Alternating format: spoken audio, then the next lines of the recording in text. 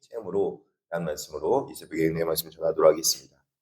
우리는 종종 하나님의 복을 받으면 삶의 모든 문제가 이제 해결될 것처럼 이야기하고 그렇게 기대할 때가 많이 있습니다. 그리고 평탄한 길이 앞으로 꽃길만 열릴 것이라 그렇게 기대할 때가 많습니다. 그러나 오늘 본문에 나온 이삭은 전혀 다른 현실을 보여주고 있습니다. 이제 이삭이 농사여서 100배나 결실을 얻고 마침내 거부가 되었습니다. 아버지의 그 많은 복을 물려받은 거죠. 세상은 그를 이제 축복해주고 이제 정말 이제 거부가 돼서 잘 됐다고 그렇게 축하해주면 좋을 것 같은데 세상은 절대 그렇지 않습니다. 오히려 블레셋 사람들의 시기와 또 아비멜렉의 견제를 받게 되는 걸 볼 수 있습니다.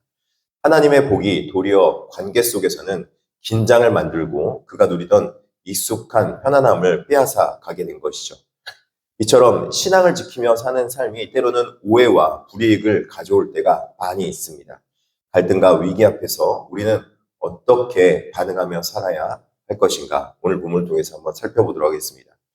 갈등 앞에서 무엇을 선택할 것인가를 먼저 한번 살펴보도록 하겠습니다. 아비멜렉은 이삭에게 다가와 내가 우리보다 크게 강성한 즉 우리를 떠나라 하고 일방적으로 요구합니다. 자신이 땀을 흘려서 일군 터전을 억울하게 떠나야만 하는 상황인 것이죠. 우리는 이런 억울한 갈등 앞에서 흔히 하나님의 복을 의심하거나 끝까지 내 권리를 주장하며 싸우려 할 때가 많이 있습니다. 하지만 이삭은 오히려 다르게 반응한 걸 볼 수 있습니다. 그는 그곳을 떠나서 장막을 옮기는 걸 볼 수 있습니다.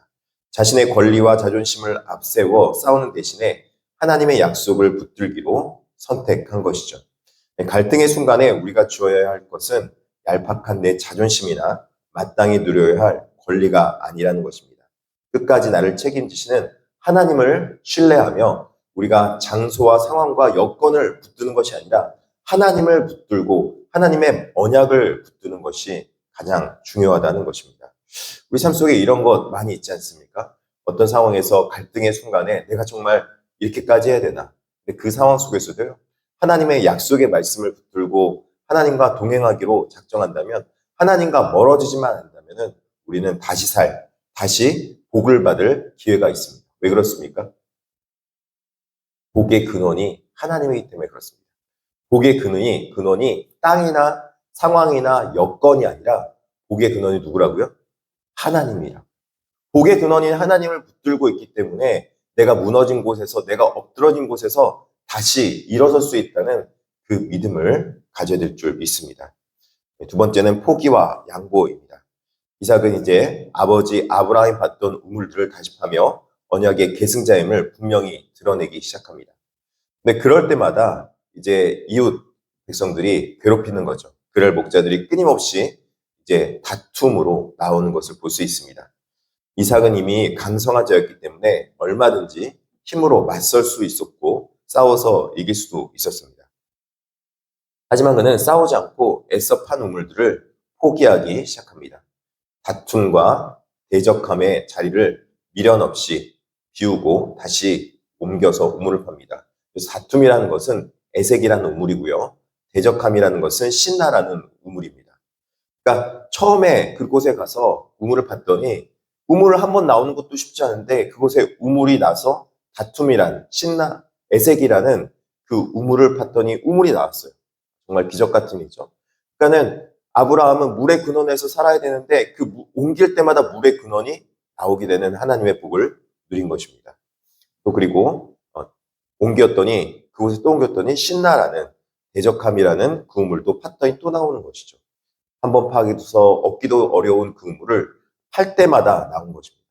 여러분 그리스도인들은요 바로 이런 사람들입니다. 그리스도인들은 내가 어떤 곳에 가야지 복을 받을까? 어떤 곳이 정말 복된 곳일까?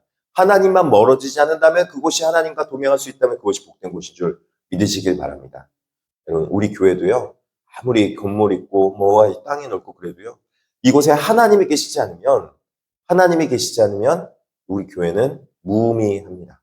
그러나 우리가 아무리 지금 위축돼 있고 성도들이 많이 좀 줄어들었을지라도 오히려 이 상황 속에서 하나님을 의지하면 그때는 우리 교회는 유의미합니다. 그래서 하나님께서 우리 교회를 통해서 복을 내리시고 우리 교회를 통해서 놀라운 은혜를 허락해 줄 줄 믿습니다.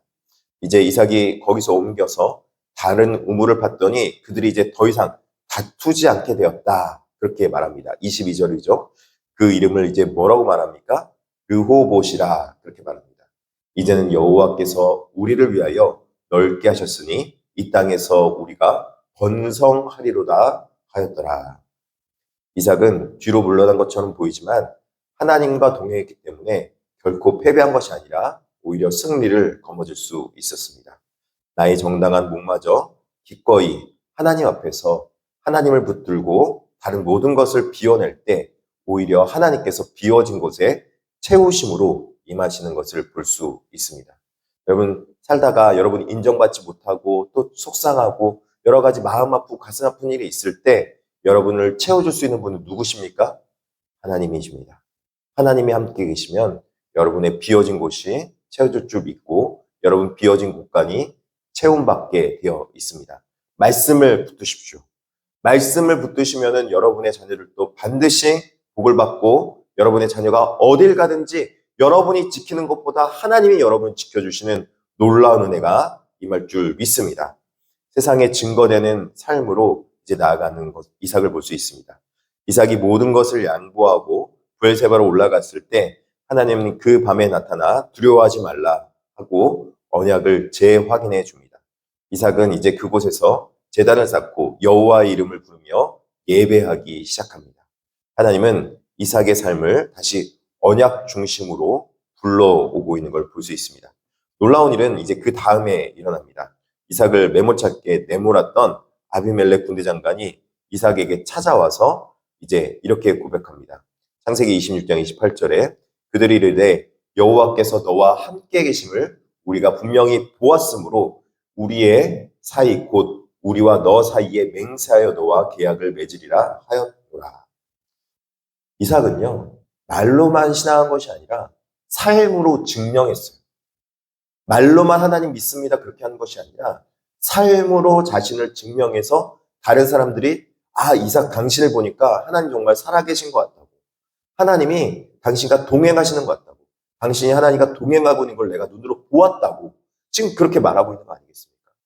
여러분 신앙은요 내가 맨날 아무리 내가 하나님께 이거 하겠습니다 할렐루야 막 찬양하고 막 많은 것을 해도요 삶으로 증명.